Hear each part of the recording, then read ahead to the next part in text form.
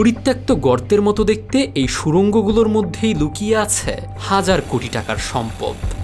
আর মাটির নিচে লুকানো এই সম্পদগুলোই বদলে দিচ্ছে দুর্বল অর্থনীতির দেশ আফগানিস্তানের ভাগ্য। দেশটির পাহাড়ি উপত্যকাগুলো লুকিয়ে রেখেছে পৃথিবীর এক অমূল্য সম্পদ।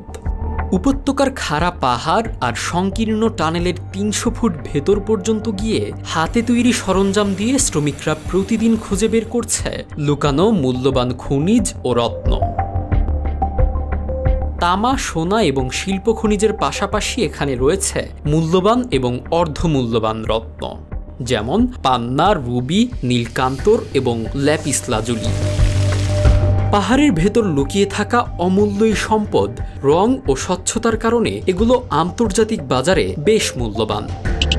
আমাদের ভিডিওগুলো চট্টগ্রাম থেকে দেখছেন বিল্লাল হোসাইন, গাজীপুর থেকে দেখছেন মোহাম্মদ মাসুম, সজিবুল হক দেখছেন কুয়েত থেকে, মোহাম্মদ আরিফ মিয়াজি দেখছেন ওমান থেকে এবং কেরানীগঞ্জ থেকে দেখছেন জিএম রাজীব। আপনি কোথা থেকে দেখছেন তা জানিয়ে দিন কমেন্ট বক্সে। আকারের উপর ভিত্তি করে কয়েকশো থেকে কয়েক হাজার ডলার পর্যন্ত দামে বিক্রি হয়। প্রতি বছর খনিজ খাত থেকে প্রচুর পরিমাণ রাজস্ব আয় করছে আফগানিস্তান।